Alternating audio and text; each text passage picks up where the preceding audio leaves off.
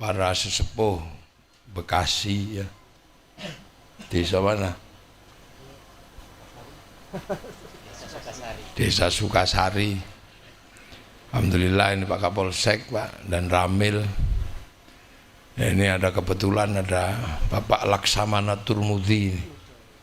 Ini beliau di pojok itu. Kalau tadi nggak masuk bareng mungkin nggak boleh masuk sama Banser karena nggak pakai seragam. Beliau ini Laksamana Turmudi di Angkatan Laut yang ingin membersamai kita semua di acara Maulid dan Khalsa Abdul Qadir. Seluruh panitia dan para hadirin wal hadirat yang berbahagia, alhamdulillah ini acaranya dua, dan dua acara ini repot ini kalau jadi satu. Yang satu peringatan lahir, yang satu peringatan meninggal. Ya Maulid ini kan peringatan lahir, Khol itu peringatan meninggal.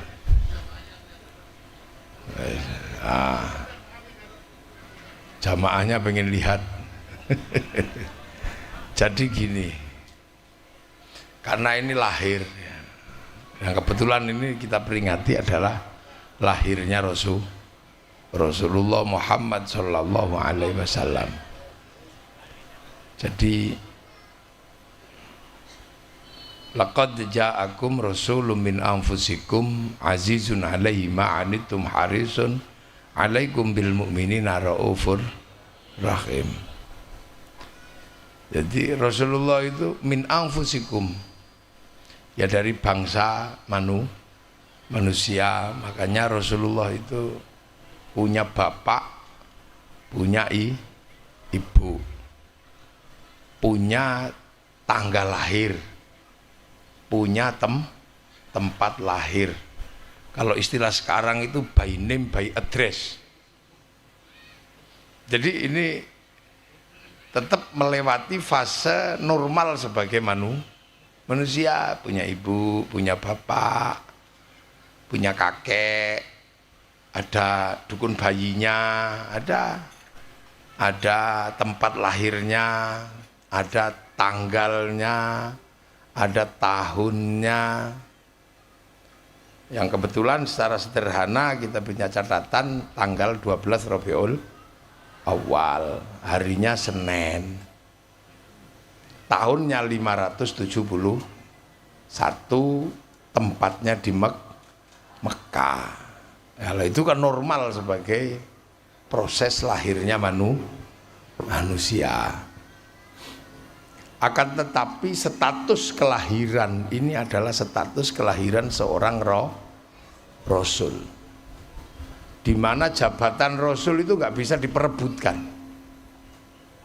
nggak bisa terus pendaftaran sebagai Rasul gitu, nggak bisa. Atau kemudian bertapa biar jadi Rasul. Ini haknya Allah, ini yang menentukan siapa Rasul ini. Nah, kenapa Rasul ini lahirnya kok 571? Ya karena kebetulan Rasul Muhammad ini Rasul terakhir. Jadi Rasul ini tidak Rasul yang pertama. Kalau Rasul yang pertama adalah Adam alaihi salam, ini yang kedua Idris, yang ketiga Nuh, yang keempat Soleh, kelima Ibrahim, dan seterusnya.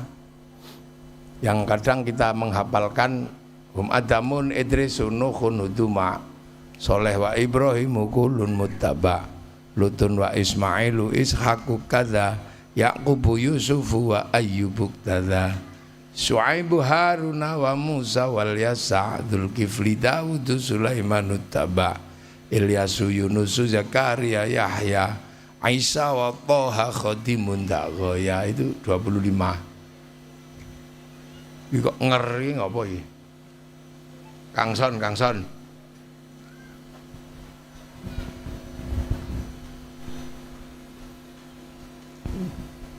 Ini Kangson nih.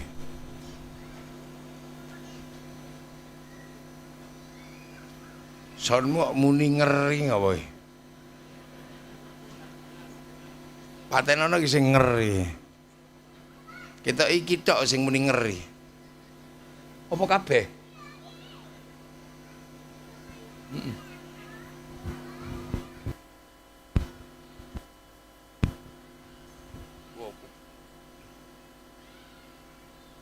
Kupinge anu budek nger. Ya. Nah. Isek Kang. Arek iki tok gitu.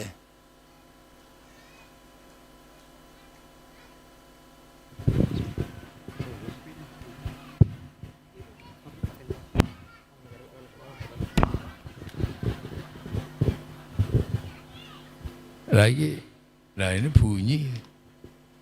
Iki lagi muni ngang ngarep lho. Tawon Vespa ini kayak.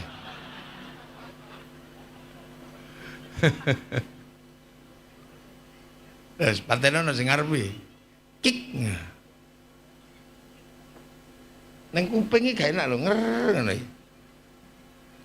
Bisa krungu sampean ya, ngeri. Jadi itu standar.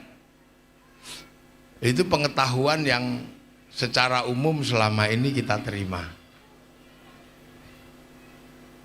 Akan tetapi yang jarang dibicarakan adalah tentang kelahiran Nabi terakhir ini adalah kelahiran seorang Nabi yang harus menyelesaikan problem yang semakin kompleks dan semakin banyak. Kalau Nabi Adam ini kan masalahnya belum banyak. Karena isi dunia itu baru dua. Nabi Adam sama Siti Hawa. Ya masalahnya masih urusan I love you lah. Masih negosiasi memahami laki-laki dan perempuan. Karena ini pengantin baru.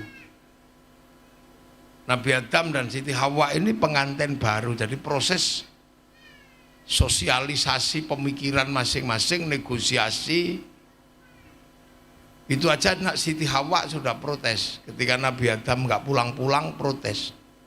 Dari mana kok nggak pulang-pulang? Sama siapa di luar sana? Ya Allah, Dek Hawa, di dunia ini baru kita berdua, jangan curiga gitu dong. Belum ada warung kopi, jadi ya nggak usah cemburu gitulah, paling gitu masalahnya.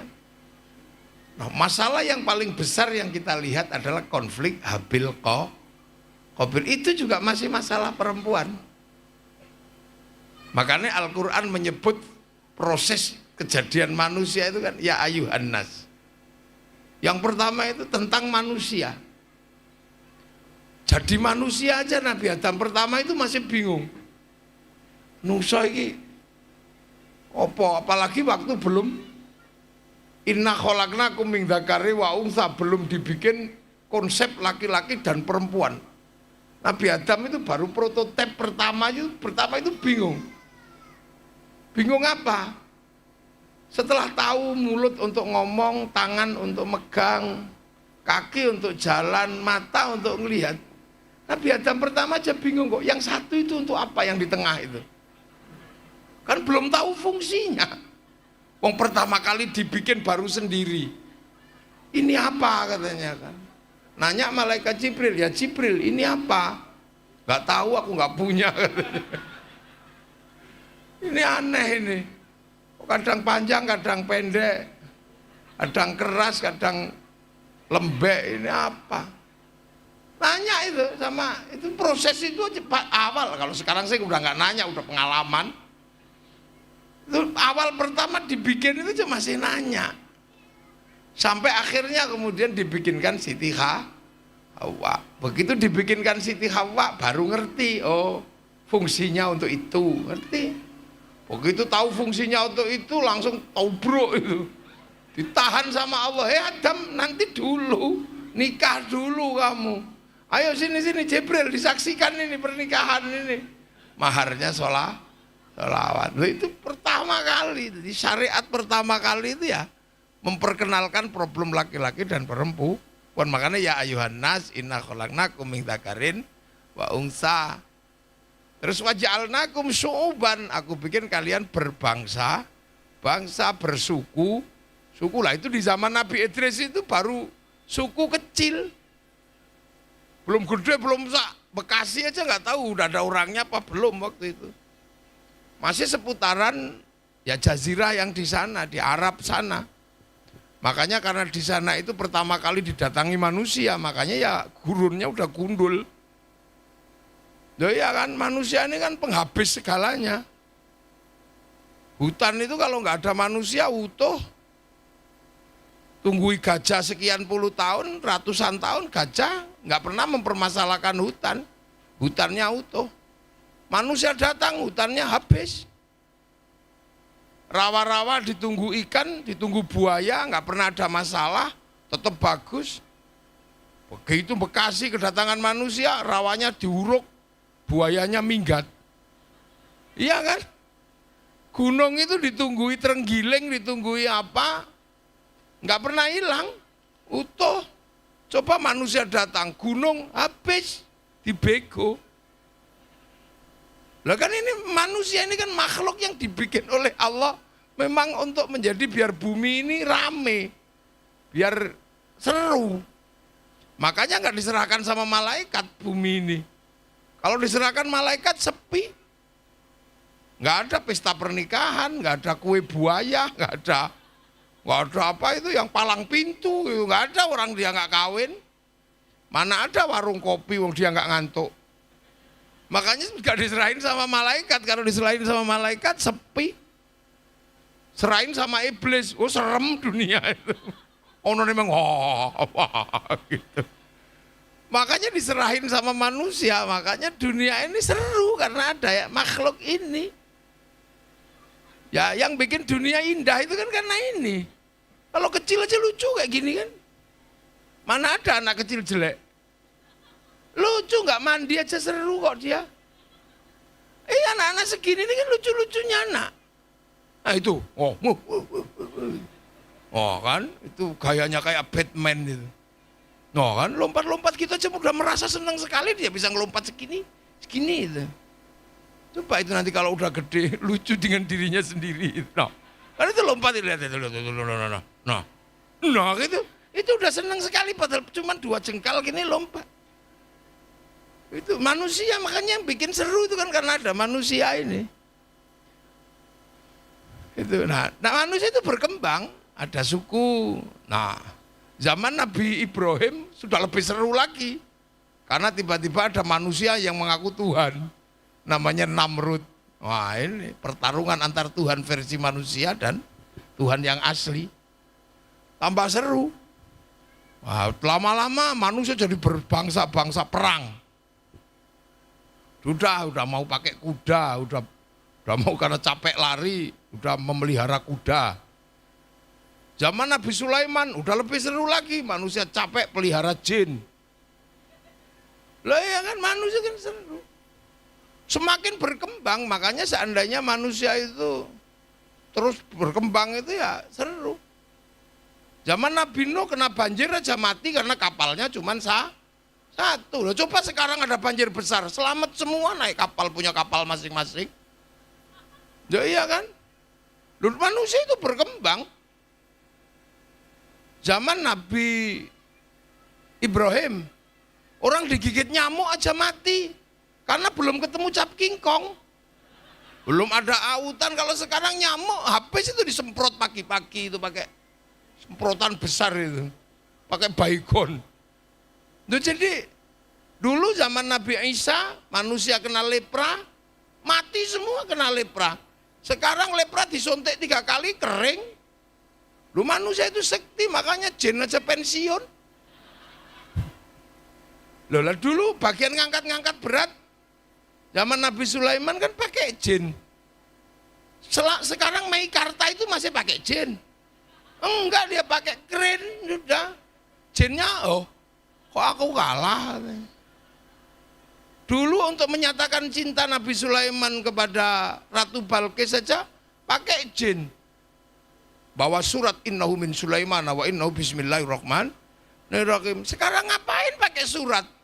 Video call. Loh, manusia ini berkembang.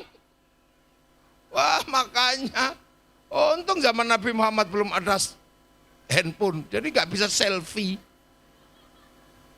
Loh, manusia berkembang. Jin yang bagian menghantarkan cinta sekarang kalah sama Avanza.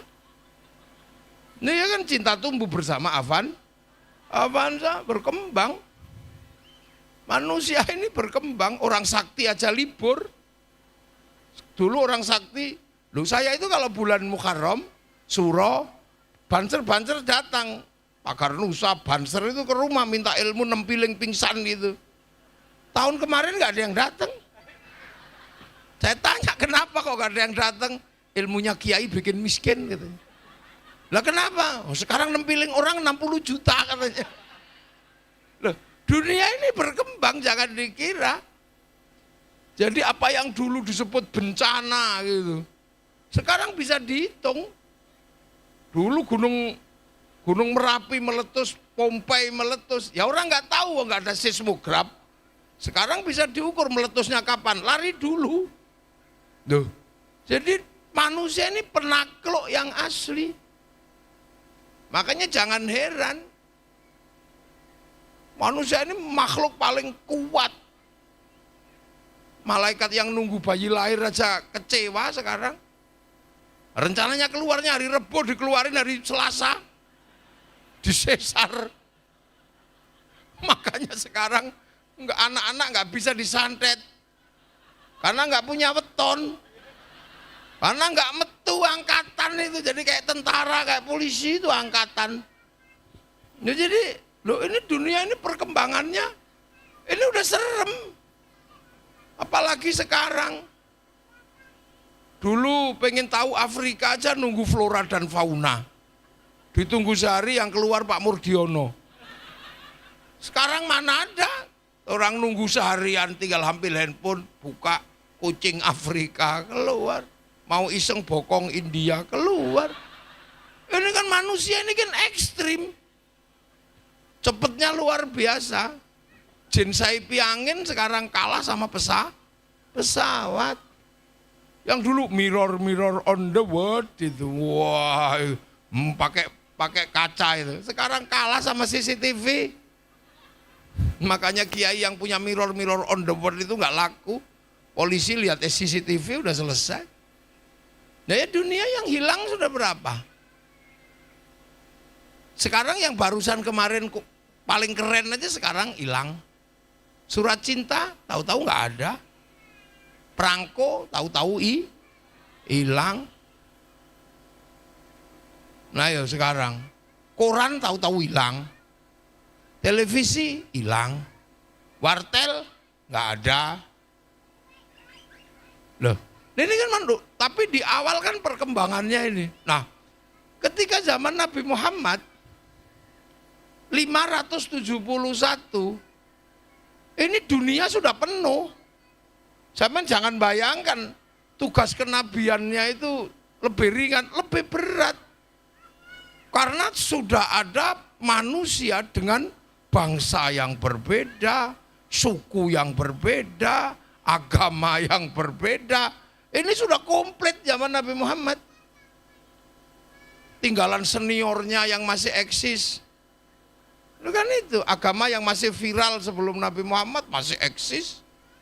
Followernya masih banyak. Agama Yahudi, agama Nasrani. Di belahan bumi yang lain tinggalan Nabi Ibrahim juga masih banyak. Millata Ibrahim. Yang Nabi Ibrahim disebut Brahma juga masih banyak. Loh, kan ada yang menyebut Ibrahim itu dengan Abraham, istrinya Sarah. Kalau disebut Ibrahim, istrinya Sarah. Kalau disebut Brahma, istrinya Saraswati. Sarah juga. Loh, mencoba memahami kelahiran Nabi di 571 itu dalam bahasa yang paling sederhana. Itu Allah menyebut wa ma arsalnaka illa rahmatal lil alamin.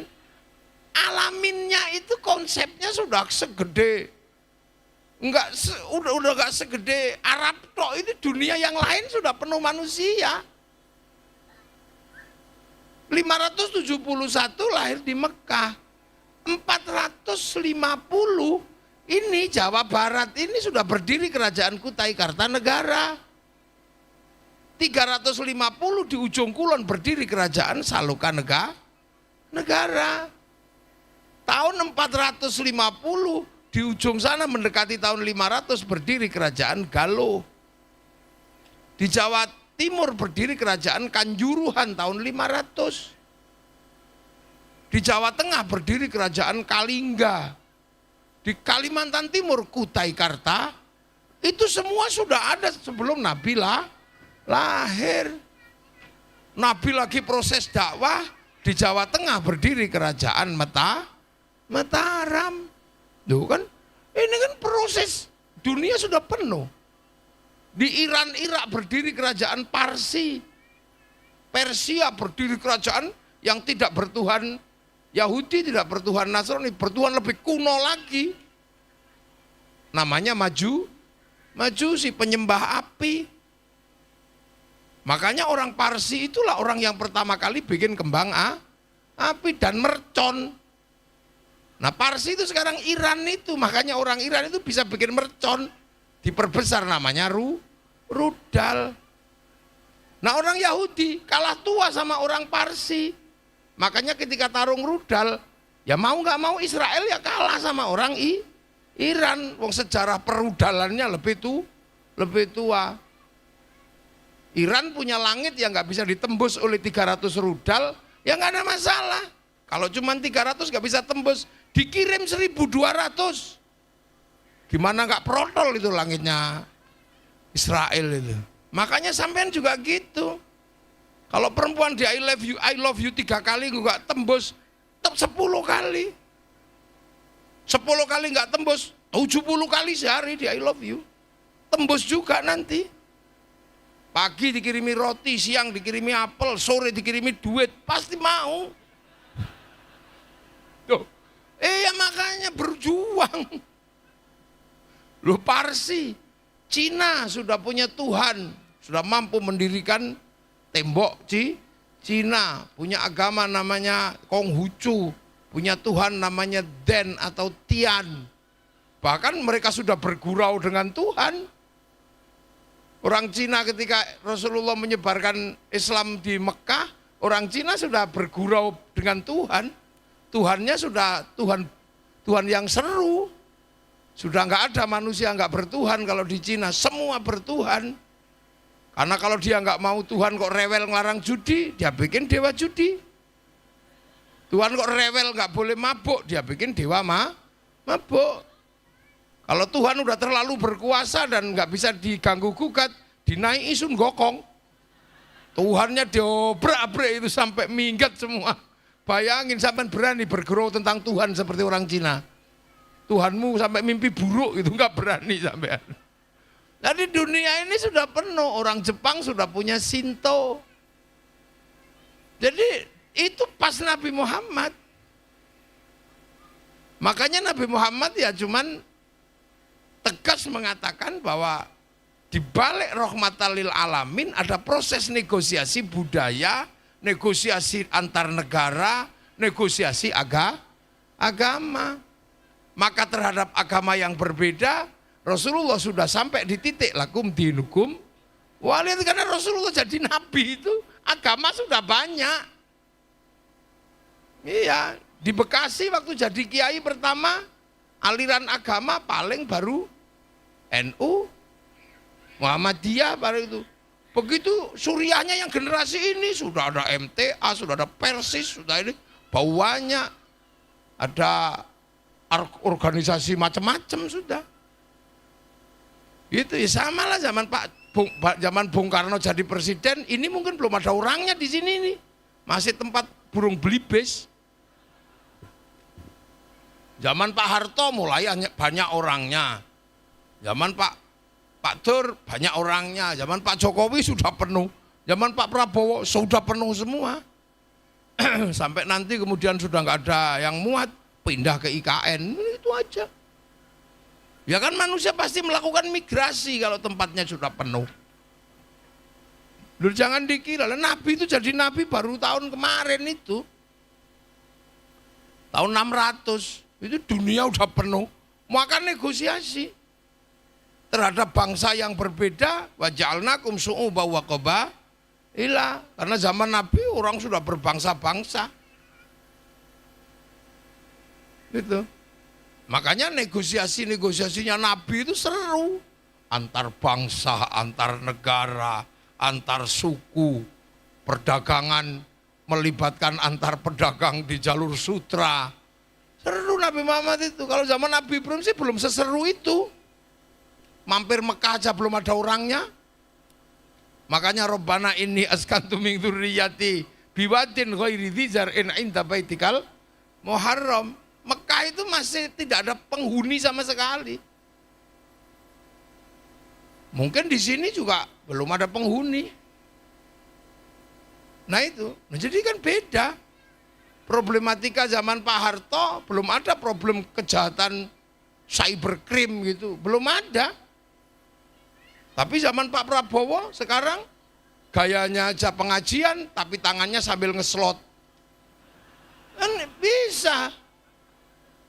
Kan berjudi tidak perlu menempati tempat perjudian. Jadi orang dulu kalau penjudi itu ketahuan, wah ini bajingan, ini penjudi ini. Kemarin pagi kluduk itu di pasar. Sekarang bisa pakai peci putih, pakai sarung, Masya Allah, tapi ngeslot kan bisa itu sekarang.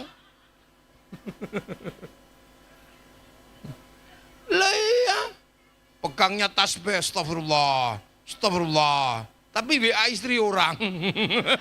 Kan nggak ketahuan sekarang ini. Dunia baru kejahatan kriminal cyber ini lebih serem sekarang. Karena orang nggak tahu. Kalau dulu orang buruk itu kan ketahuan. Berjudi mesti harus ke tempat perjudian. Mau cari perempuan mesti ke pasar perempuan. Sekarang COD.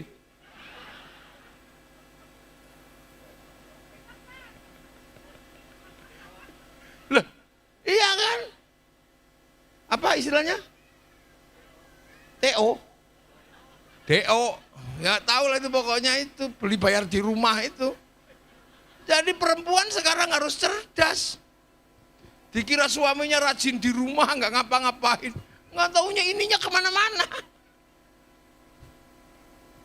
Bubuk yang, ternyata yangnya itu bukan suaminya, atau yangnya itu bukan istrinya. Di situ ditulisi kompor gas itu, nggak taunya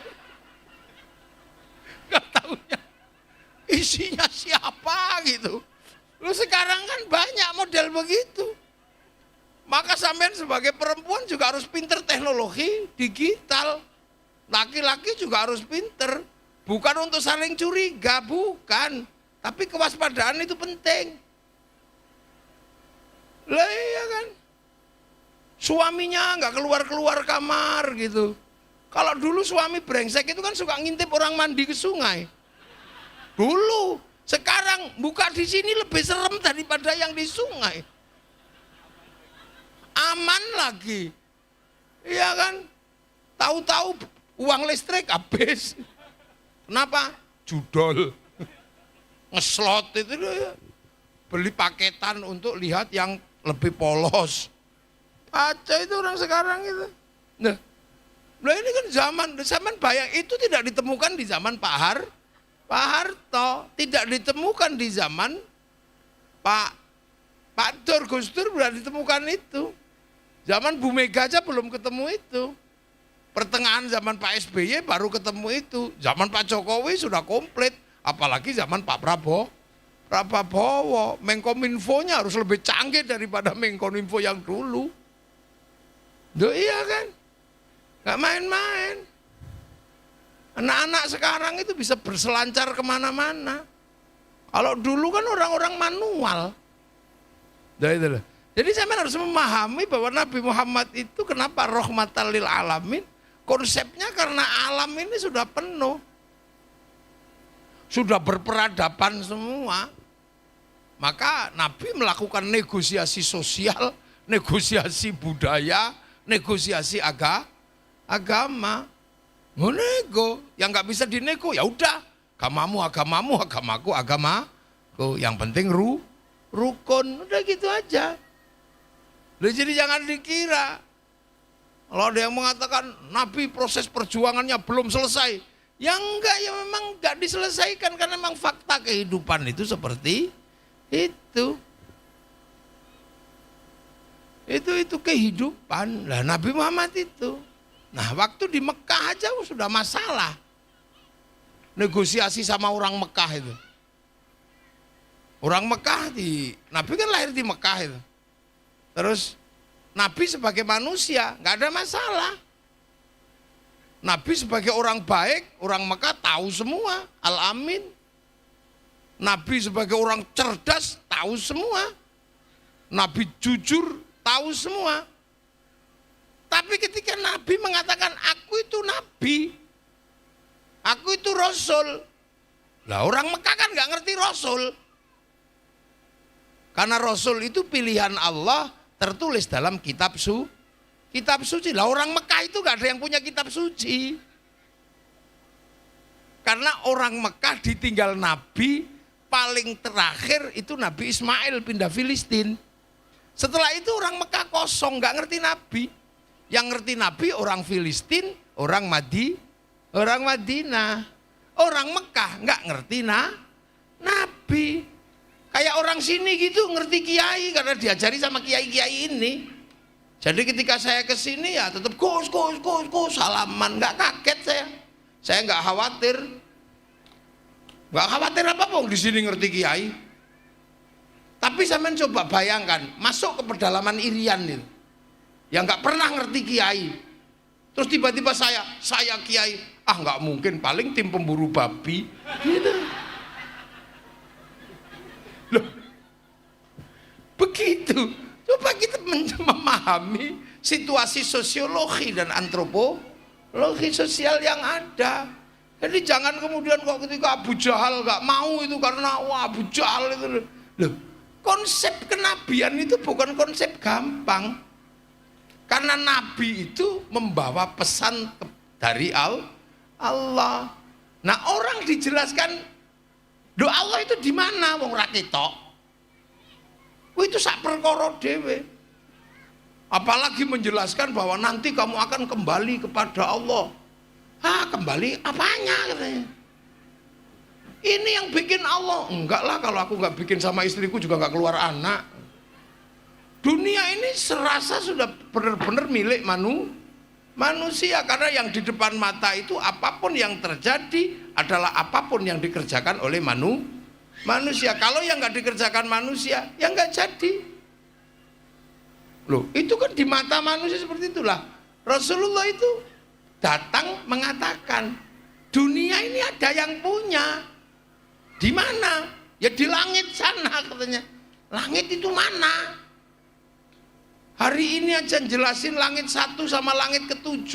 Kita hanya baru memahami bumi di planet 1 yang bertetangga sama Merkurius, Venus, Mars, Jupiter, Saturnus, Uranus, Neptunus, Pluto. Galaksi yang ke-7 itu di mana? Sekarang aja orang baru memahami black hole, lubang hitam. Wah, apalagi di zaman tahun 600. Betapa beratnya jadi Nabi menjelaskan orang di tahun 600 tentang galaksi, tentang Tuhan, tentang penciptaan. Ya makanya orang kalau percaya itu namanya hidayah. Kalau dicerna pakai akal mesti ngerepoti. Loh sekarang Tuhannya mereka banyak patungnya, diajari Tuhan satu. Ribet ini. Udah tahu di Mekah itu nggak ada air, suruh wudhu. Diminum aja susah, mesti wudhu segala apain ini. Apalagi suruh jinabat. Orang Bekasi suruh jinabat pakai air gampang, tinggal nyemplung. Nah orang Mekah diminum aja susah suruh mandi. Wah itu sak masalah sendiri. Sampai bayangin. Udah makanan susah disuruh zakat, suruh sodako. Di sana makanan kan nggak mudah seperti tempat kita.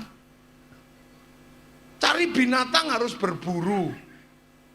Cari makanan harus berdagang. Berdagang kalau sukunya kecil, ditabrak sama suku besar, habis. Berburu kalau cuma keluarga kecil nggak bisa nangkep, kelinci aja nggak bisa ditangkap karena butuh orang banyak. Makanya orang Arab itu suka menghitung saudara karena kebutuhan tentang kekuatan suku itu penting. Makanya dia tahu ben ini. Nah orang Bekasi nggak terlalu penting itu ben itu. Karena apa? 2 orang bisa hidup di kampungnya masing-masing, cari air depan rumah. Yang penting pegang pancing dapat ikan. Yang penting umpannya ada. Kalau cari umpan nggak ada, nya dijadikan umpan. Lu betapa enaknya jadi orang Indonesia. Suruh puasa. Enak kan kalau sini puasa karena nggak panas. Di sana puasa panas. Makanya bangkang. Suruh haji. Ngapain muter-muter di depan rumah sendiri coba. Kalau kita kan sambil rekreasi jarak jauh nggak pernah ketemu kan semangat. Coba sampean suruh muter Meikarta itu mau nggak? Ngapain? Oh, gila lah. Lah itu kan sesuatu yang tiap hari di depan rumahnya. Tiba-tiba disuruh muter gitu, ya nolak lah orang sana. Ngapain Muhammad ini? Ribet aja orang setiap hari juga udah kita lihat suruh muteri. Suruh pakai dikit ke sana. Lah kalau kita kan sambil rekreasi karena kita ini seneng. Makanya umroh itu paling banyak orang Indonesia. Orang Mekah kalau bulan haji hilang.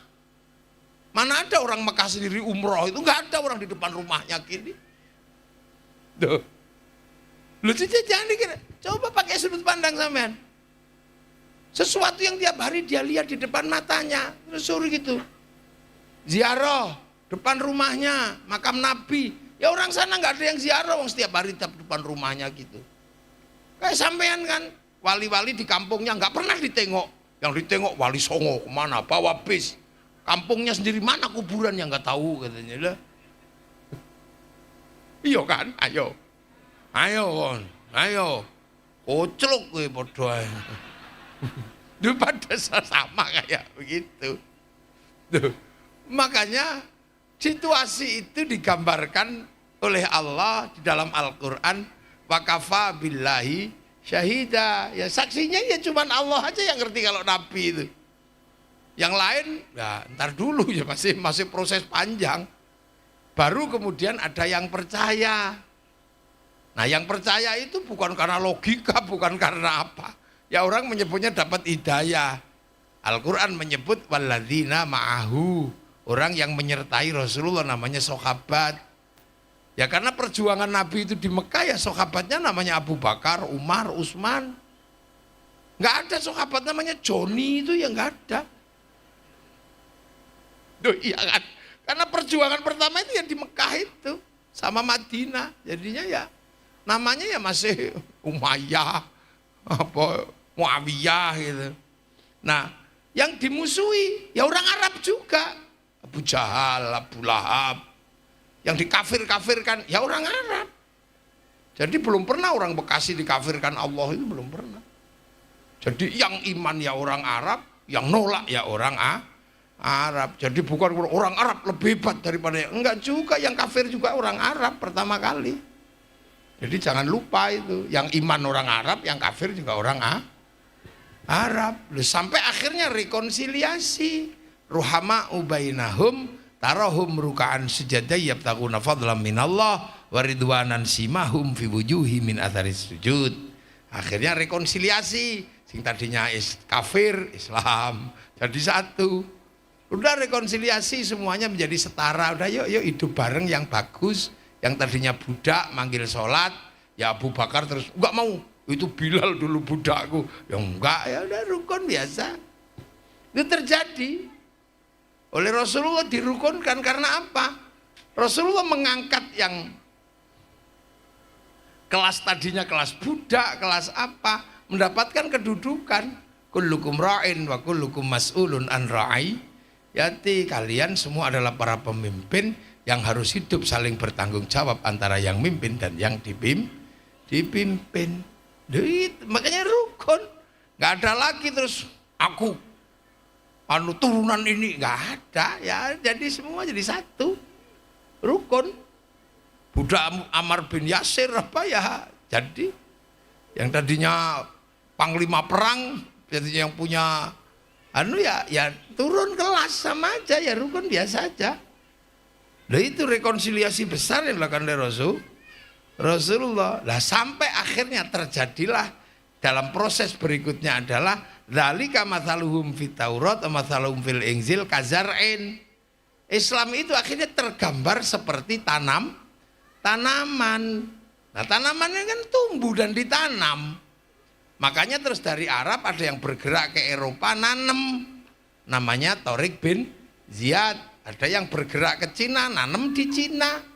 Ada yang bergerak ke Parsi, namanya Sayyidina Ali, nanem di situ. Ada yang bergerak ke Afrika, nanem di Afrika.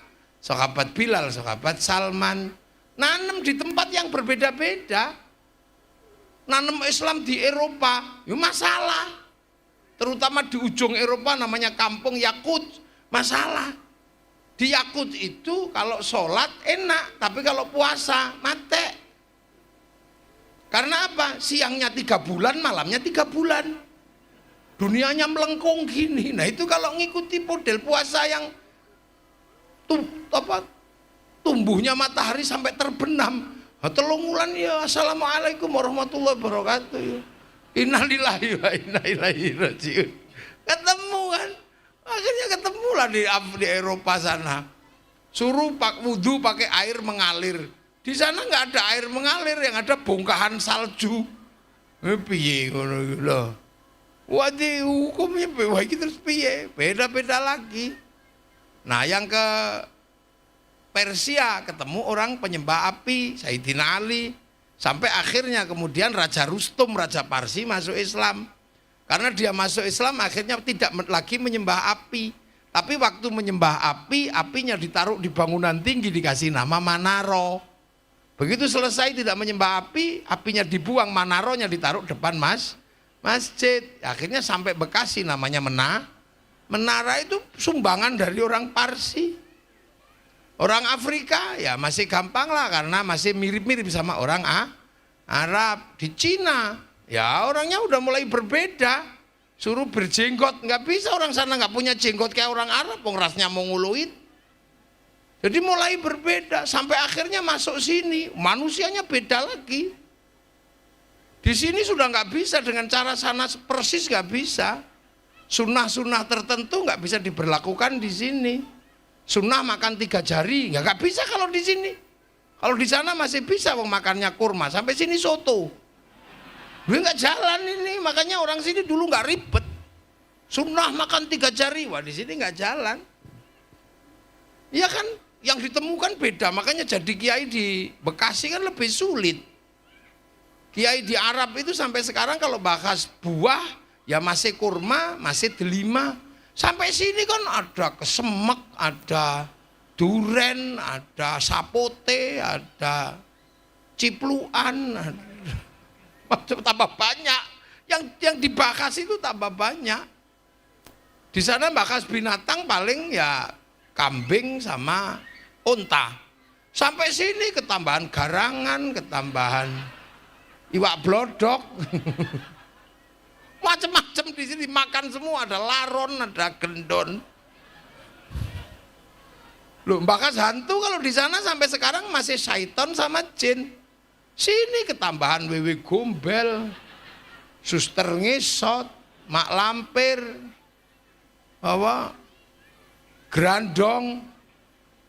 Wah, tambah banyak hantu di sini kan, tambah banyak. Makanya bahasan ulama-ulama sini ketika ketemu bangsa yang berbeda ya lebih berat. Ketemu agama beda. Siapa sih yang gak kepengen jubahan kayak Rasulullah? Ya kepengen. Tapi orang sini dulu penanam padi, begitu disuruh nanam padi pakai jubah, ya enggak jadi, wong mundur gini ya nungsep neng saru jubah. Makanya jubah yang tadinya baju syar'i dipotong, potongan syar'i namanya syar'un. Lah nggak punya huruf ain, punya nyama gobotongo, maka sarun jadi sarung, saruan jadi sarungan. Makanya orang sini nggak perlu ribet persoalan celana cingkrang. Karena sarung itu fleksibel. Kalau pengen cingkrang, linting aja yang agak tinggi, dhuwur. Kalau pengen medon plotrokno udah selesai. Loh, fleksibel di sini loh. Ini proses kazar'en seperti tanaman. Makanya ketika di sini ada lir ilir tandure wusu mil tandur, karena zar'en itu tanaman. Iya kan sampai lir boyo lah ngono ya padha ya, zar'en itu tanaman. Nah, yang nanem siapa? Nah, ini yang beda. Begitu masuk sini yang ditemui adalah agama Hindu.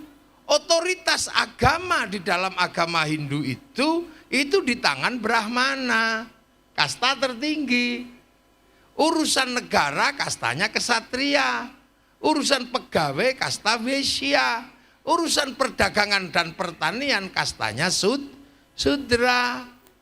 Nah, di bawah Sudra itu masih ada kasta yang jelek-jelek, kasta pengemis, namanya Paria. Di bawah Paria ada orang hidup tapi nggak mau minta, senengannya ngutil, ngentit. Itu kastanya Kuca. Makanya yang suka ngentit bansos itu Kuca.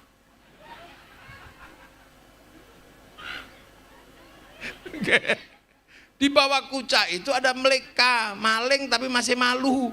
Malam-malam delik-delik jugel pintu gitu. Di bawah Meleka ada Candala, itu begal, dia udah nggak malu-malu, itu begal. Nah, otoritas agama itu Brahmana tertinggi. Makanya yang bisa ngimbangi Brahmana itu siapa? Wali. Brahmana punya cakti, wali punya karoma. Seandainya nabi itu masih ada, didepi mukjizat ya selesai. Tapi karena nabi nggak ada, adanya kelas berikutnya adalah kelas wali punya karoma, ngadepi Brahmana yang punya cakti. Cina yang didatangkan saudagar, karena yang memegang otoritas orang Cina adalah para saudagar. Di sini nggak mungkin didatangkan saudagar, karena saudagar itu sudra. Orang Brahmana nggak bisa diomongi oleh orang sudra, makanya nggak mungkin Nusantara disebarkan oleh saudagar, secara ilmiah tertolak. Makanya yang bisa mengislamkan orang sini adalah para wali, punya sakti. Kalau yang lain kan udah beres. Perdagangan di negeri kita sudah beres. Kapal-kapal besar kita udah 70 meter yang menembus jalur sutra. Orang sini diajari perang, ya udah pinter orang sini. Tahun 1250 bangsa dunia yang paling kuat namanya Mongolia. Setelah menaklukkan Arab, menaklukkan Cina, menaklukkan Eropa, menantang bangsa Nusantara, dihadapi sama Singasari, Mongolia kalah. Satu-satunya bangsa yang mengalahkan Mongolia pertama kali, bangsa Nusantara, namanya Singasari. Loh. Jadi maka jangan dikit-dikit orang Nusantara diajak kelahi, itu jangan. Kelahi gitu, nanti dulu, kita masih diem-diem aja. Kalau diajak kelahi berkali-kali, nanti paling kamu juga nyuruh orang sini untuk diajak kelahi. Dia apa? Kita sudah punya semua. Makanya orang sini enjoy. Dunia bercerita tentang kisah cinta, orang sini punya. Orang sana punya kisah cinta Romeo Juliet, berbanggalah dia cerita Romeo Juliet. Orang Arab punya Kais dan Laila. Orang Cina punya Sampai Engtai. Orang sini punya Bariden, punya ande-ande lumut, komplit orang sini. Ya kan? Orang sana berbangga bercerita tentang ibu tiri yang kejam dalam kisah Cinderella, kita punya bawang putih, bawang merah. Orang sana berbangga menceritakan orang kuat namanya Samson. Orang sana punya Samon, kita punya Bandung Bondo. Oh, sana bercerita binatang bisa ngomong, kura-kura ninjas, tentang apa itu? Kucing sama Tom and Jerry, kita punya Kancil Nyuri Timun, komplit kok. Apanya yang nggak komplit? Semua juga bisa, sama aja bangsa dunia. Orang sana punya tarian, punya nyanyian, kita juga punya. Alat musik kita juga sudah punya. Orang Eropa punya alat musik namanya gitar, terbuat dari kayu dan tali. Kayu tinggal motong, tali tinggal nali. Orang Arab punya terbang, kayu kulit, kayu tinggal motong, kulit tinggal nempelin. Kita punya alat musik gamelan, terbuat dari logam, lebih sulit membuat alat musik dari logam. Karena hanya bangsa yang menguasai ilmu pertambangan yang maju dan penguasaan metalurgi yang mapan mampu membuat alat musik dari logam. Ya, ini jadi nggak mudah bangsa ini, sulit. Kita punya semua, makanya indah. Makanya hal-hal yang lain beres. Kita disuruh bikin masjid yang besar-besar. Nenek moyang kita udah jago bikin tempat ibadah yang besar. Borobudur, Prambanan. Jadi kalau bikin masjid kecil, malu sama nenek moyang kita. Nah iya kan? Orang sini didatangi sholawatan gini, ini seneng. Ya orang sini hobinya nyanyi dari dulu. Loh iya kan? Makanya ada slang ya nyanyi, ada Romai Ramai ya nyanyi. Adela ya nyanyi. Apalagi ada benderanya. Orang sini memang hobi nyanyi. Apalagi di Jawa di tempat saya itu, lihat mentok aja nyanyi. Tok mentok tak kandani, nyanyi. Gitu. Lihat bintang, yang ning tawangono lintang cahayu. Bojone minggat nyanyi.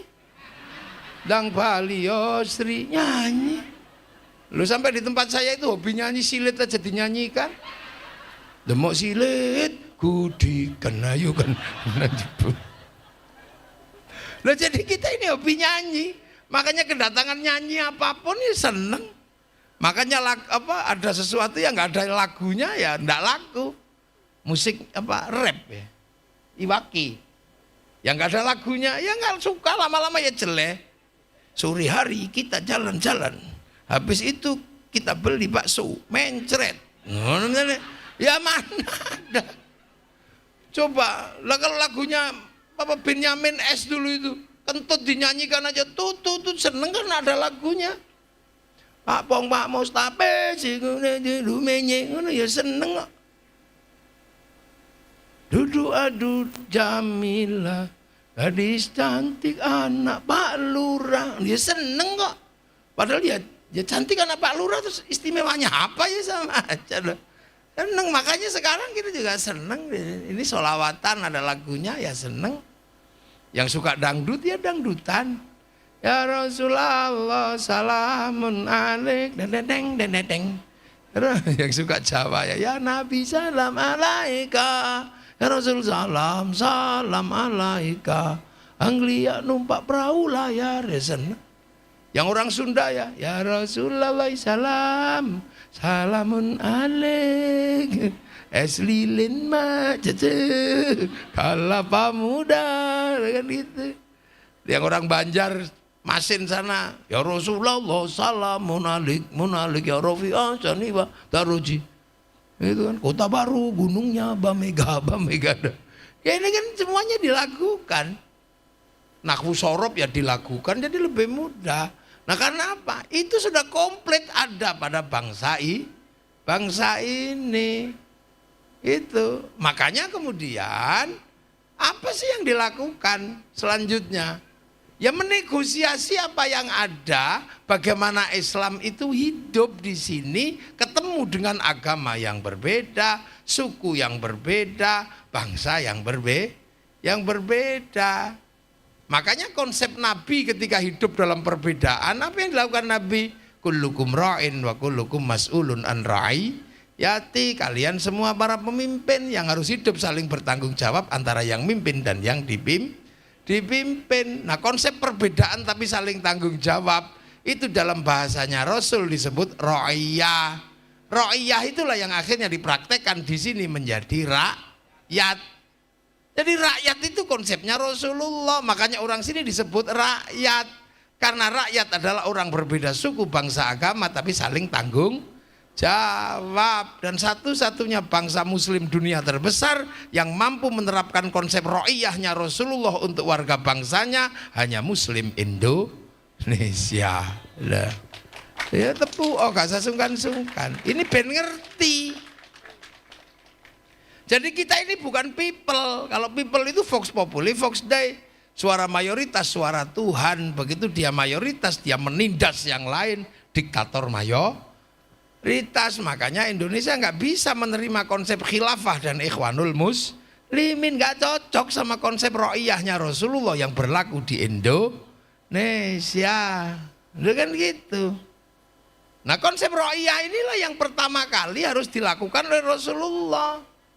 Karena Rasulullah juga begitu di Madinah, ketemu kenyataan yang sama dan berbeda-beda.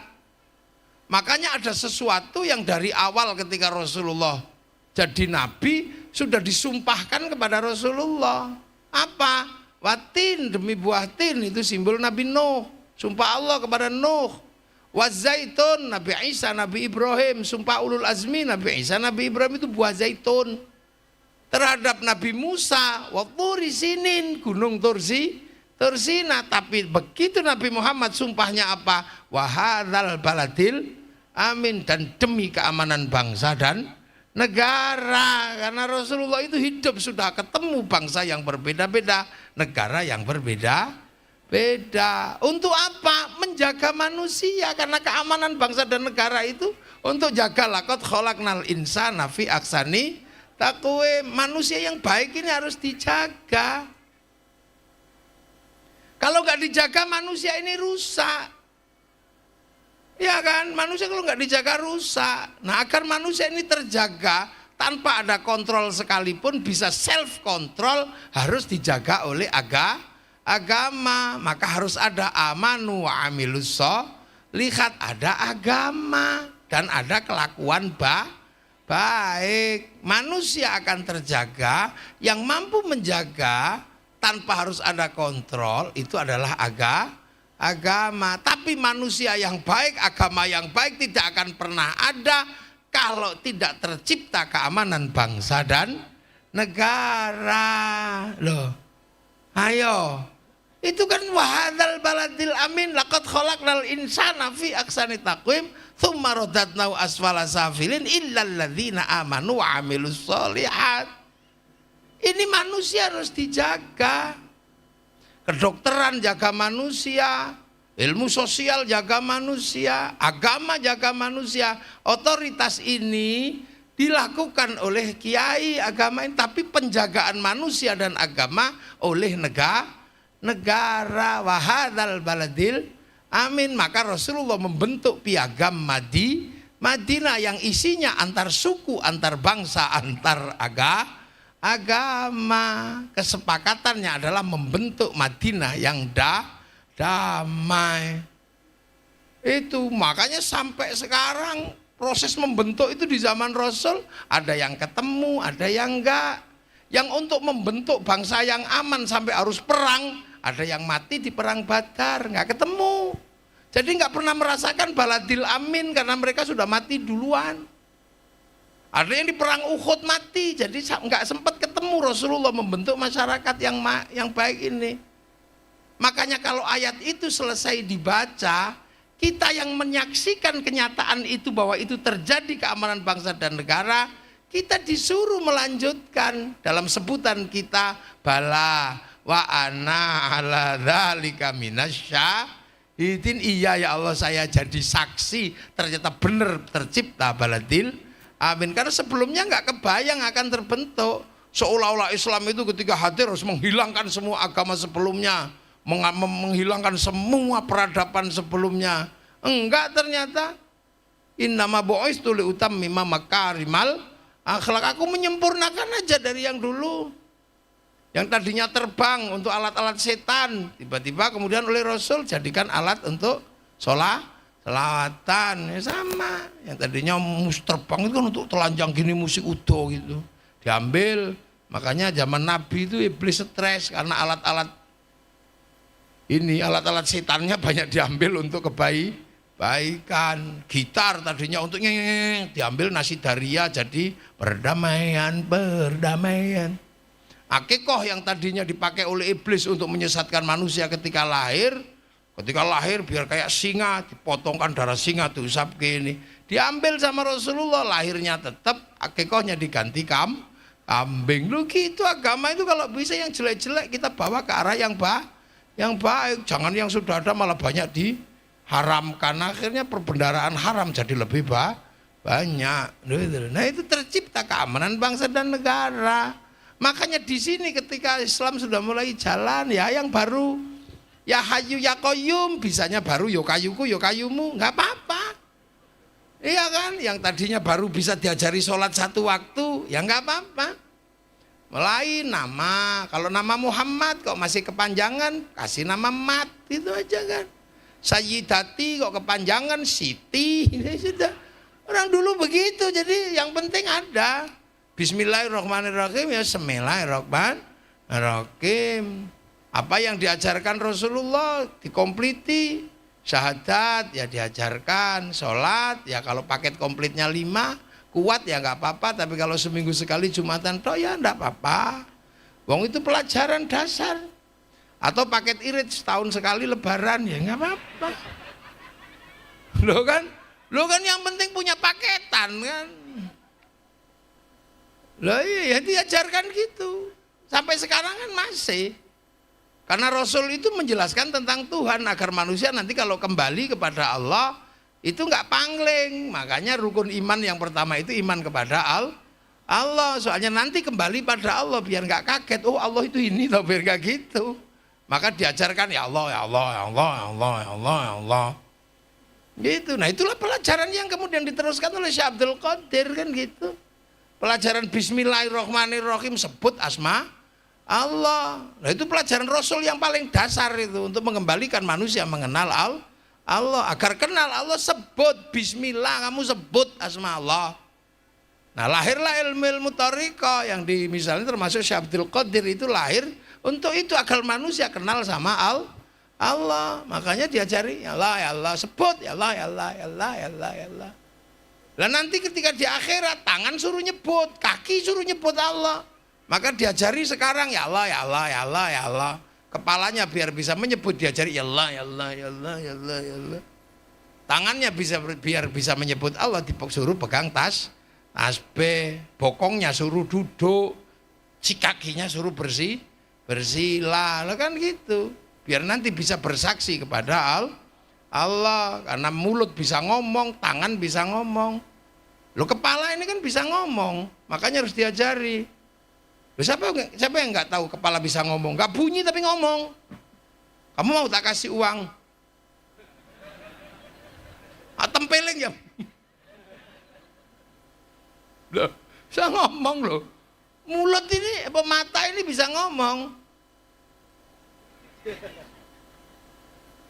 Tangan bisa ngomong.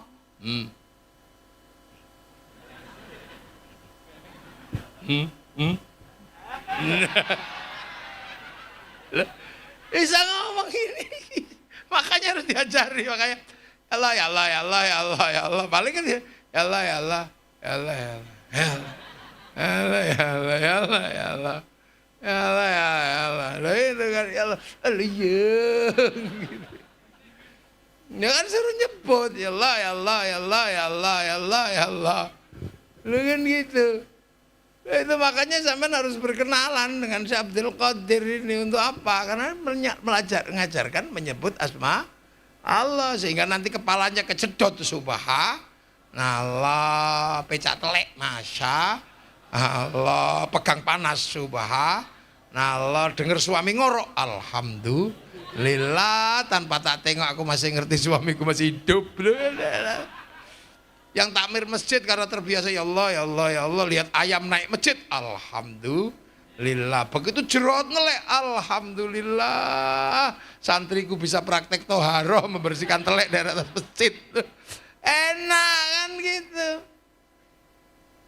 Loh makanya pelajaran-pelajaran dasar itu kita punya masihan. Gitu loh, masih punya. Nanti kalau kita sering menyebut asma Allah, ya Allah, ya Allah, ya Allah, hati kita akan tumbuh belas kasih karena akan ketemu dengan Ar-Rahman, ada kasih sayang, ada kelembutan melihat semua ini adalah ciptaan Allah. Loh gitu. Itu kan penting. Makanya orang-orang kalau terbiasa ya Allah, ya Allah, ya Allah, ya Allah, hatinya lembut. Karena bisa melihat bahwa semua itu di dalam kekuasaan Allah. Nah, makanya orang kalau Fatihah bismillahnya hilang, orangnya kaku-kaku, keras-keras. Oh, kafir. Karena dia nggak punya kurikulum dasar menyebut asma Allah, jadi nggak tumbuh Ar-Rahman di dalam dirinya, nggak tumbuh kasih sayang, lo kan gitu. Jadi yang kayak gitu itu kan pelajaran-pelajaran dasar. Makanya di dalam tradisi santri ada torekoh, ada apa. Lah sampean terserah mau belajar ya belajar. Matanya nanti diajari ya Allah, ya Allah, ya Allah. Ya Allah, ya Allah, ya Allah, ya Allah. Allah ya, gitu kan. Itu aja sebenarnya.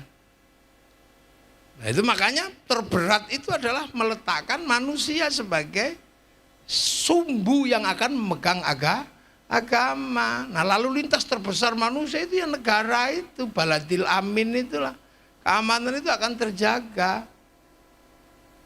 Makanya konsep yang dipakai di sini adalah bagaimana membentuk kesetaraan itu. Maka ro'iyah konsepnya Rasulullah diperlakukan. Jadi ro'iyah rakyat itu sunnah Nabi.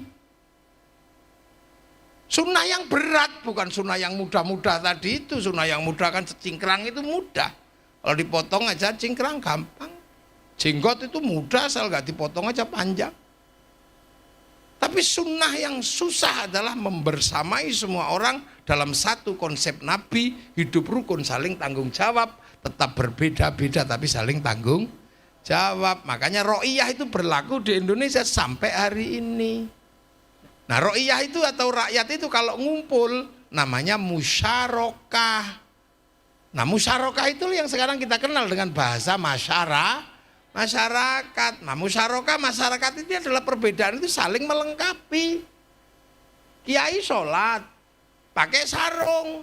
Sarung ini hasil karyanya pabrik sarung, pabrik kain. Yang dilala punya pabrik kain itu Cina. Makanya kita nggak usah ngamuan sama Cina. Cinanya pergi kita telanjang. Dia itu rukun. Loh kan kita bikin masjid ternyata pipa sanyunya yang pakai kita wudhu itu bikinan pabrik Mas Pion. Makanya jangan suka ribut sama pabrik. Pabriknya pergi kita pakai padasan. Dia musyarakah gitu. Kiai ngantuk gini rokokan ya bikin rokok adalah gudang garam Cina. Rukun sampean pergi haji harus ke bank. Kalau nggak ke bank nggak jadi haji sampean wong pilotnya nggak mau dikasih sangu. Maka kiai jangan suka mengharamkan bank. Apalagi kalau sudah berangkat pakai pesawat itu punyanya Yahudi yang bikin Boeing sama Airbus. Yahudi bunuh semua, renang sampean dari loh. Makanya kiai-kiai mana ada yang galak-galak ya sudahlah kehidupan itu seperti itu. Asammu tawassut tawazun.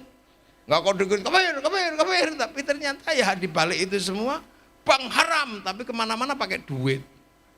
Nah, duit itu kan produksi bank bukan bikinan KUD. Lah itu makanya kita menggunakan konsep musyarakah. Musyarakah kita kenal dengan bahasa masyarakat.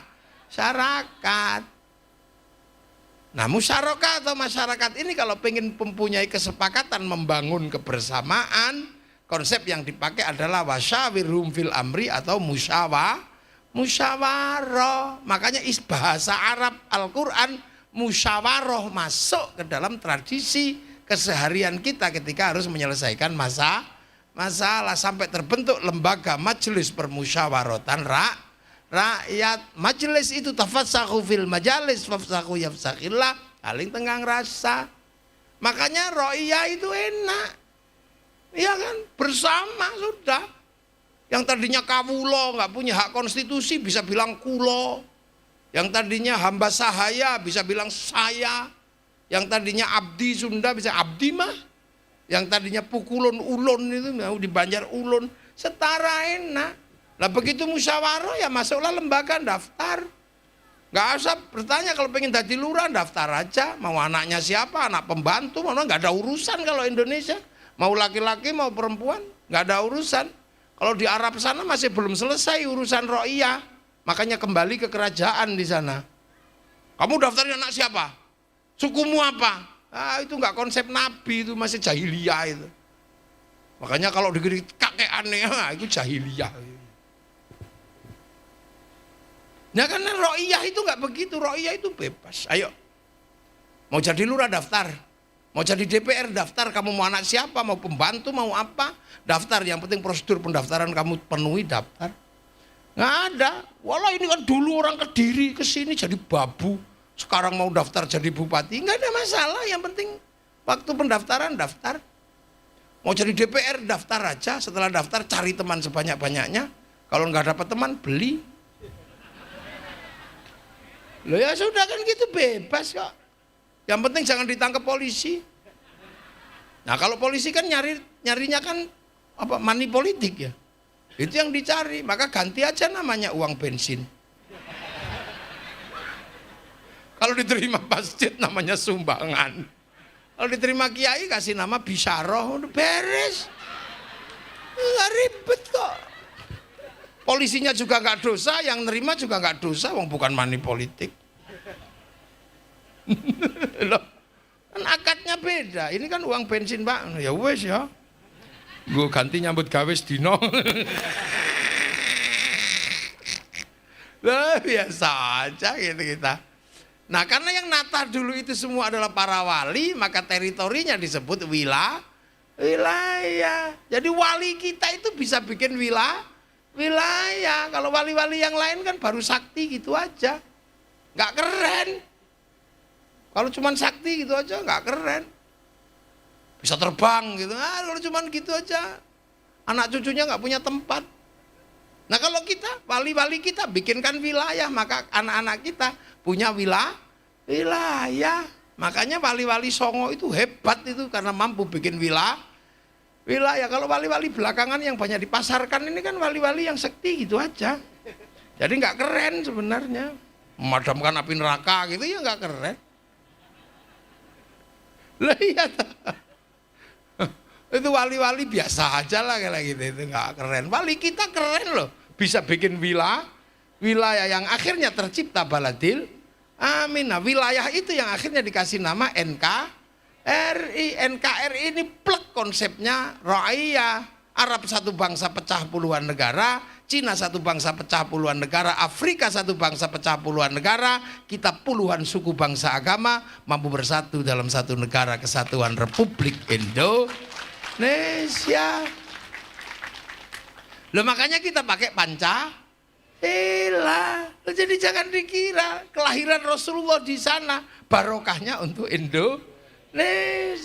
Makanya Pancasila itu pertama ketuhanan. Tertinggi itu tetap urusan Tuhan. Jadi bangsa ini belum pernah merendahkan Tuhan. Tetap nomor satu. Setelah urusan Tuhan, urusan manusia. Karena dunia ini muter ini ya gara-gara ada manusia. Meikarta segitu, terus apa pabrik Cikarang sebegitu, itu urusan manusia semua. Coba mana yang gak ada urusan sama manusia? Bikin mobil juga karena kaki manusia, bikin sepatu karena kaki manusia. Makanya manusia itu kalau dihitung, mana yang sudah digerakkan? Semua bergerak karena manusia. Ada kursi ini karena bokong manusia. Ada tisu pabriknya karena keringet keleknya manusia. Sampean berdiri gini coba, kepalanya itu loh, industri berapa yang lahir dari kepala manusia? Pabrik topi, pabrik jilbab, pabrik, wah ini karena ndase wong. Dari kepala ini, dari rambut manusia melahirkan pabrik sampo, pabrik kondisioner, pabrik semir, sampai pabrik peditok, sampai pabrik gunting. Wah itu triliunan asetnya itu. Makanya kalau orang itu mau mikir manusia pasti kaya. Nah sampai nggak pernah mikir manusia, pikir wedhus saya rapat suke. Ya itu muka manusia ini duit tok, melahirkan pabrik skincare itu gara-gara ini. Turun dikit pabrik celak, turun dikit ini pabrik ini Isido. Iya kan? Turun dikit pabrik maskara. Idep sing ngebyok-ngebyok itu dari lahir salon. Kelopak mata melahirkan pabrik Softland, pengen ganti warna Softland. Depannya kacamata, triliunan industrinya. Ada dokter mata, rumah sakit mata. Bawah dikit ada namanya Blast On. Duh, istriku wedok bu, perempuan istriku dan tak belanjani, makanya aku tahu. Iki rano saya ngerti, oh saya wedok atau dibelanjani. Sepi, donyone sepi. Loh perempuan ini kan harus diurus. Iya kan, karena Allah menyatakan bahwa perempuan itu kan untuk nanem. Dunia ini bergerak semua itu karena ada perempuan yang mau beranak. Loh ya kalau nggak ada yang beranak, kita mau ngapain? Mau nyangkul semalam 7 kali juga nggak akan keluar kalau nggak perempuannya nggak mau beranak. Maka perempuan itu seperti sawah. Nisa hukum harsul, lakum, perempuan itu sawahmu untuk nanem. Makanya kalau pengen tanamannya bagus, sawahnya diurus. Ini nggak pernah ngurus sawah, pengen tanamannya bagus ya nggak mungkin. Urus dong ini bapak-bapak ini. Sawah diurus, jangan terlalu banyak rumput, jangan terlalu banyak sampah. Makanya perempuan kalau sudah mulai jerawat, kasih skincare.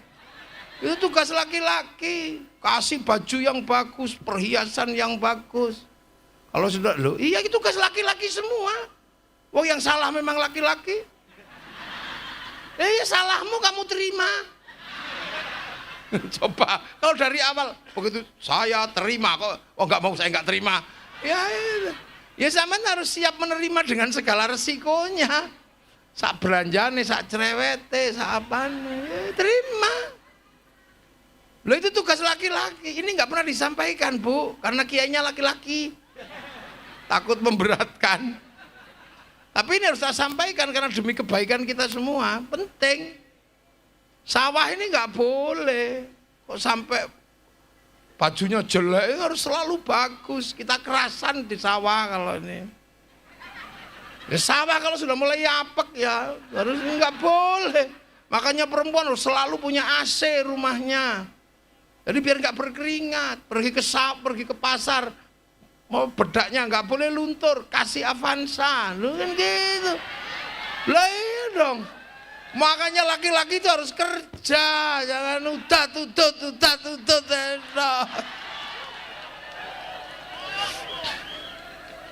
Lah iya kan? Wah, itu tugas laki-laki semua. Makanya, loh itu kan Allah yang nyuruh. Aku nikahkan kamu, saya terima. Loh itu apa? Asyhadu alla ilaha illallah. Terima lah ya, Pak terima sak resikone. Nah iya, ojo malah sawah mbok gadekno ngawur ae. Jangan loh. Sawah itu nggak boleh kering. Kalau sawahnya kering, tanamannya mati, pupuknya harus banyak. Maka perempuan nggak boleh kering. Perempuan harus selalu pegang uang. Lu tugas laki-laki kayak duit. Masa perempuan pengen bakso melet-melet ini? Lah itu tugas laki-laki semua. Sawah juga nggak boleh dibakar. Kalau sawah dibakar tanamannya mati. Maka perempuan tidak boleh dibikin panas dan sakit hati. Rungokno iku. Lah iya, ini ilmu nggak pernah disampaikan karena kiainya laki-laki. Loh makanya perempuan itu kan tidak boleh dibikin panas. Makanya laki-laki dikasih bekal oleh Allah punya gombal. Loh Allah ngasih bekal laki-laki kalau ngomong kan gombal kan? Karena itu untuk meredam panasnya perempuan. Dia harus pinter sampean. Loh aku itu pernah soalnya jadi perempuan gagal. Loh saya pernah jadi perempuan gagal. Makanya saya itu paling nggak berani sama perempuan itu. Karena apa? Gagal saya jadi perempuan. Gak ada yang tahu ini bapak-bapak ini. Saya pulang ngaji sampai rumah, anak itu rusuh di rumah itu. Rusuh, saya marah sama istri. Istri saya marah juga. Anakmu juga gitu katanya. Lah ya anakku, kalau enggak anaknya siapa? Saya bilang. Makanya sekali-sekali jadi perempuan. Biar ngerasain jadi, ya oke saya jadi perempuan katanya. Tanda tangan hitam di atas putih saya sama istri saya itu. Saya 24 jam, Ahmad Muafiq akan menjadi perempuan menggantikan dirimu. Tertanda. Saya tanda tangan nih. Jam 2 malam istri saya tak suruh minggat. Udah minggat sana yang jauh. Ini ada uang 10 juta, habiskan untuk makan. Bawa sopir, bawa santri berapa untuk ngeladeni kamu. Mari mobil yang mana kamu bawa. Jangan pulang kalau aku nggak telepon. Yes, ini pergi. Yes gitu. Habis yes itu ATM-nya digawa kabeh berarti. Saya nggak bisa kemana-mana. Akhirnya pede jam 2 malam. Begitu waktunya subuh bangunin anak, nggak ada yang bangun. Nak, nggak ada yang bangun. Coba. Akhirnya tak pukul pakai sapu, malah aku ditendang kepala. Ternyata bangunin anak itu nggak gampang. Setelah itu turun dari ranjang, ada yang bawa pempes, ada yang ya Allah. Tapi masih pede, baru pertama. Begitu waktunya mandi tak semprotin, nangis kepanasan. Wah yang kecil tak poweluk, ya Allah nak. Waktunya makan, masalah. Biar gitu, kegeden katanya. Waktunya mandi, nggak jadi. Ya, waktunya sekolah, saya nggak ngerti sepatunya yang mana. Wong sikilnya kecil-kecil banyak. Akhirnya nggak sekolah. Gua ada yang sekolah. Jam 9 masalah sudah, rumah itu dicat pakai lipstik ke ibu Iya, jam 11 ada yang di bawah meja. Udah mulai pusing saya. Mau telepon harga diri. Asli itu. Harga diri saya itu mau telepon harga diri. Tapi jam 12:30 nggak tahan saya. Akhirnya saya telepon assalamualaikum, nggak jawab, cuman nyerah nih ye katanya. Ternyata istri saya pulang, habis itu saya udah nggak ngomong, tak pegang, tak cium 7 kali sudah. Semenjak itu saya nggak pernah ngomong. Sudahlah mau apa terserah lah. Jadi perempuan itu susah. Akhirnya saya nggak pernah pegang uang setelah itu. Nyoh kabeh. Iya, makanya istri saya itu seger gemuk gitu. Anak nyaman dia. Lah itu tugas laki-laki itu, makanya yang pinter ngeredem. Loh kan gitu, itu mana ada, itu bapaknya yang megang, itu ibunya. Padahal yang model begitu mesti model bapaknya yang gitu itu. Gak ada perempuan gaya begitu, mesti laki-laki yang bergaya. Lah itu bapaknya tenang aja sambil ludut mungkin bapaknya sana. Ibu aja ngono. Lah itu. Mana ada yang bawa anak di situ? Gak ada. Sini semua. Loh makanya saya itu nggak pernah ribet sama anak kecil, udah biarin aja. Mau nangis gitu ya biarin aja, nggak apa-apa. Nggak ada anak kecil nangis mati, itu nggak ada. Udah biarin aja. Jarang nek ngosek-ngosek ngelepek-ngelepek habis pegel kayak turu. Iya, anak saya juga gitu, kalau nangis tak biarin gitu aja biar capek. Gue wis kewesel lah turu. Wis napa meneh ngono? Culno lak mlewayu rono Jawa. Gue nek pegel lak buk ngono turu. Nah, laki-laki itu gitu. Nah itu makanya sampean nggak boleh sembrono sama perempuan. Redam perempuan, jangan sampai marah. Bu sampean gendong bu, sampean gendong bu. Sakno bu, sakno bu, sakno bu. Oh jaluk mie ayam. Jaluk napa niku? Oh, jaluk minta pulang. Oh jaluk HP. Oh kangkepen. Iya. Anak-anak AC sini. Jadi ngoten. Nah itu makanya ini dunia ini paling ribet itu ya urusan kemanusiaan. Makanya manusia ini menggerakkan seluruh dunia. Maka setelah urusan Tuhan, manusia. Muka ini berapa industri coba? Industri mulut ini berapa duit di situ? Mulai dari pabrik odol sampai pabrik sikat. Begitu monyong ada pabrik behel. Ujungnya ini pabrik lipstik. Oh itu triliunan duitnya di situ. Turun ke bawah pabrik kalung, pabrik dasi, pabrik liontin. Sampai di baju. Bergeser ke tangan, ada pabrik jam, ada pabrik manikur, pedikur. Pabrik cincin, pabrik kutek. Jam tangan aja ada yang 11 miliar punyanya Sahroni. Wah, itu jam model apa? Ya larange. Iku sing nyolong bodoh diupload tuh. Coba nang meneng disai ngono kayak wis to. Wong gak kira ketok, nyolong mobil kan ketok. Lah ning jiko jarak jam wis nang meneng ngono ae. Dikeluarkan 10 tahun lagi. Nah, iki larang. Tapi sing nyolong tibake ora di duit, ora percaya mesti nyolong iya. Loh, itu belum begitu ke bawah. Industri berapa di bawah ini? Ayo duit tok lo ke sini ini. Loh iya ojo saru toh mikirmu. Sampai bawah ini industri berapa? Industri dari celana panjang, jeans, rok, underrok, simpak. Itu duit semua. Loh iya itu duit mulai dari yang segitiga sampai yang T. dari yang bolong mereknya Sony.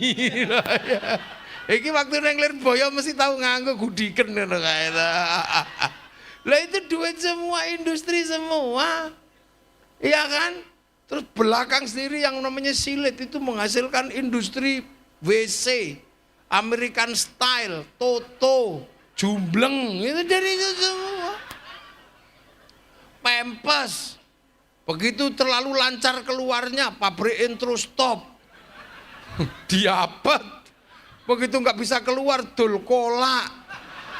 Wah itu duit semua triliunan asetnya, makanya kan kita ini nggak pernah mikir manusia itu apa, makanya susah hidupmu itu. Manusia pengen utang minggat, coba mengurusi utang manusia, punya bank sampean, belum yang masuk. Makanan yang masuk ini dunia bergerak. Begitu kita makan nasi, pasar bergerak, sawah bergerak, BPN harus ngurusi sawah, kalau enggak ribut sama tetangga. Begitu ditanam pabrik pupuk, di situ udah nggak mikir agamanya apa yang pemilik pupuknya. Begitu dipanen ada pabrik kombi, apa kick, apa quick, traktor quick. Itu hidup dari hanya ngurusi sawahnya orang. Begitu masuk ke panenan penggilingan padi, setelah digiling mau dimasak, pabrik rice cooker, pabrik kompor, pabrik gas. Begitu habis dimasak ada pabrik piring, pabrik garpu, pabrik apa? Sendok, pabrik masako, pabrik bawang, macam-macam hidup dari itu bumbu itu. Terus biar enak dikasih garam.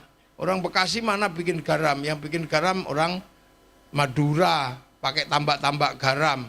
Sampai pernah curiga enggak? Jangan-jangan pas bikin garam ditambak dia kencing di situ. Pernah curiga. Oh itu dari mana ya kan, itu enggak curiga. Makanya kalau saya di Jawa sana curiga. Karena khawatir pas gawe uyah nguyuh, maka kita kasih nama uyah. Yang satu kita kasih nama Uyuh karena khawatir pas uyah nguyuh kan. Belum kan gitu. Tuh, coba lah habis makan itu kita mengambil anggur merah ini. Nah, ini habis makan ngambil ini, nah. Ini bukan tanaman Indonesia, ini tanaman New Zealand, kalau enggak Amerika, kalau enggak Australia, kalau enggak Hong Kong, Cina. Ini pasti didatangkan, yang mendatangkan ini siapa? Negara. Menunjuk Menteri Perdagangan, menyuruh eksportir, importir. Kalau kesepakatan barang masuk disepakati, ada bill of lading, letter of intent. Jaminannya apa? Obligasi. Punyanya Rothschild Rockefeller di Bank Devisa New York, pengusaha Yahudi di Amerika. Ini caisan dunia ubah loh. Makanya kita disuruh berdoa, Allahumma barik lana. Kenapa bukan barik li? Ayo. Ya karena urusannya rombongan. Oh, maka urusan kedua ini urusan kemanusiaan.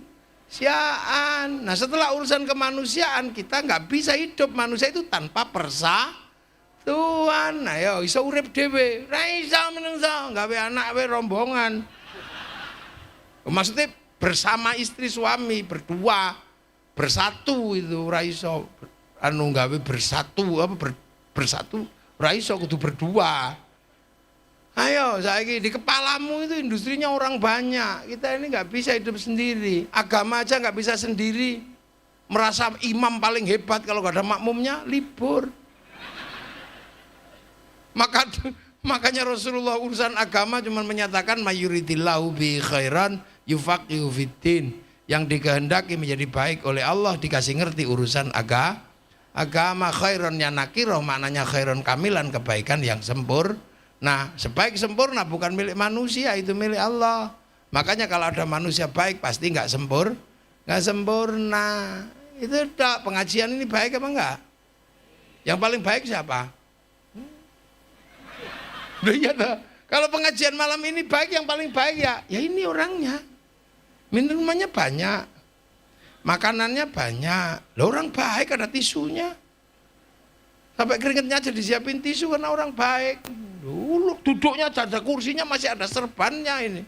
Orang baik kok.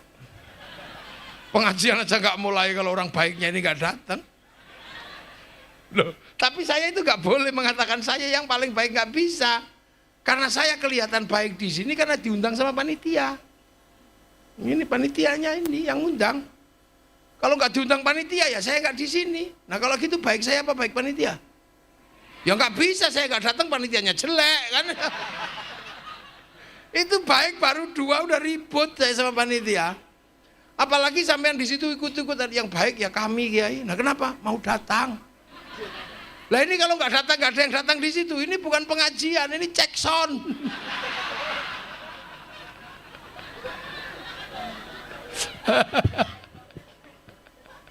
Lah gitu, ini cek sound ya Allah. Jadi itu baru 3 kelompok udah ribut yang paling baik siapa? Apalagi kalau tukang sound ikut-ikutan, yang baik ya saya Kiai. Lah kenapa? Soundnya tak pateni buyar ya. Cari panitia dan paten honor tak bayar. Semua lo tukang lampu ya bisa paling baik. Yang bikin panggung ya saya yang bikin yang baik Kiai, yang mau bikin panggung katanya. Coba kalau nggak ada panggungnya, Kiai nggak kelihatan. Oh jelek. Padahal yang biasanya masang panggung gini, sholatnya juga nggak terlalu rajin. Guyune kok banter iki ning wonge kok ana sing haha kan.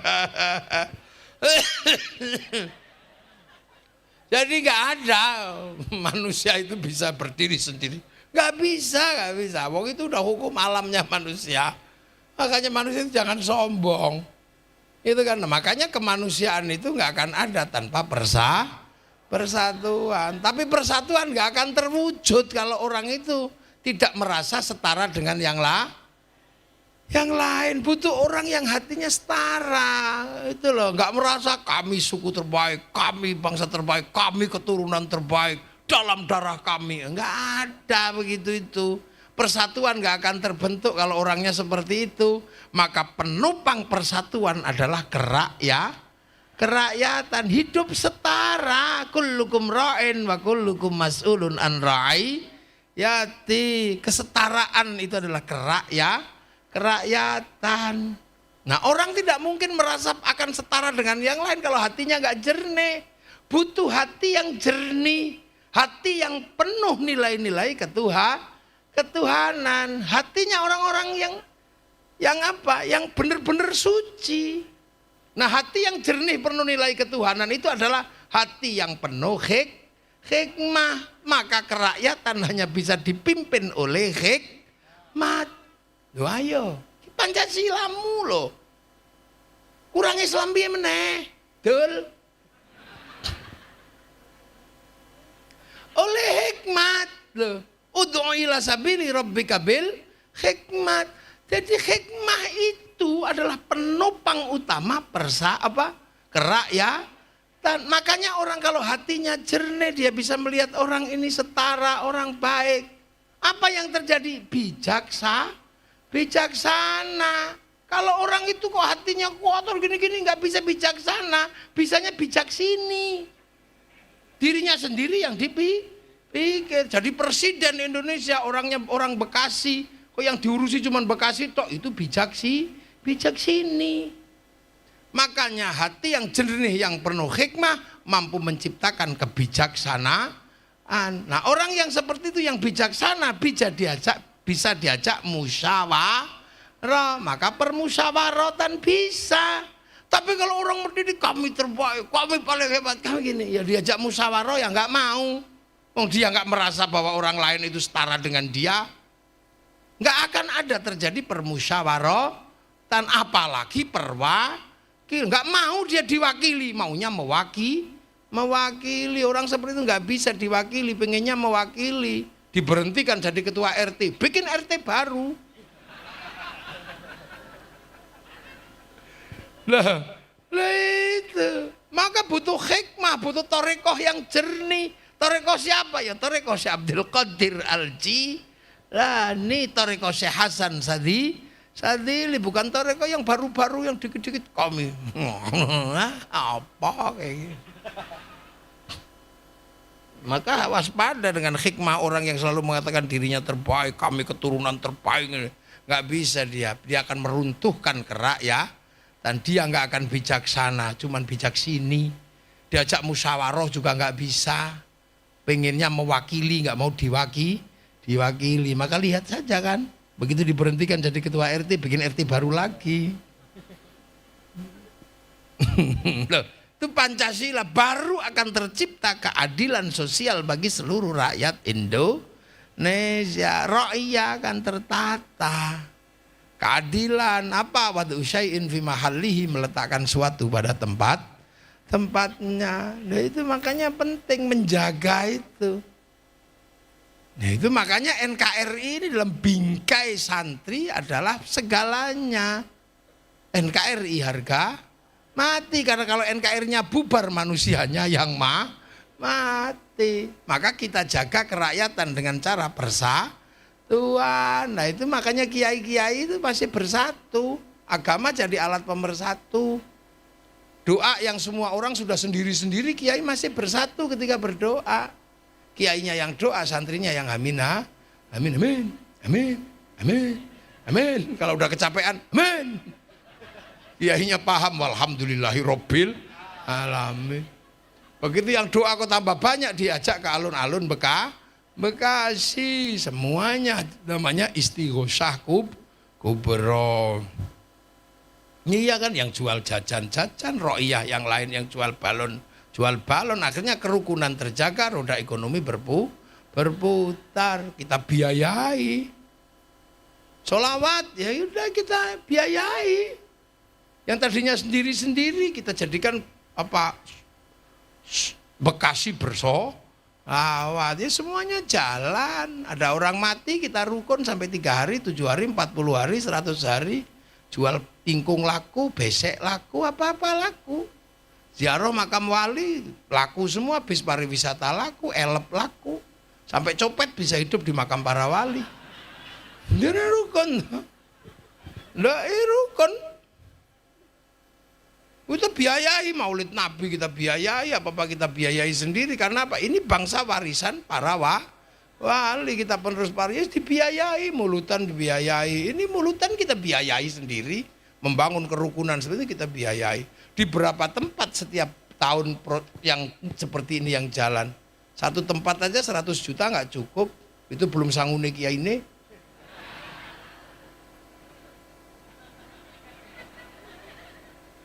Loh, jadi artinya sak Bekasi aja 1 bulan maulid itu berapa ratus miliar yang digerakkan. Loh, makanya kiai-kiai yang seperti ini kadang masjidnya jelek, bangunannya jelek. Habis untuk apa? Membiayai kerukunan umat. Nah, yang lain ya masjidnya bagus, mulutan diem, ada orang mati diem, ada khol diem, nggak ngapa-ngapain, nggak biayai. Loh, makanya yang begini-begini ya harus dibantu oleh pemerintah. Dan kiai kalau ngomong agama nggak galak-galak, karena kiainya dibagi 2. Siapa? Kiai sakti sama kiai kurang sakti. Kalau saya ini kan kiai kurang sakti, jadi nggak perlu dibatasi, bisa diinterupsi. Udah Gus, sudah malam, berhenti saya.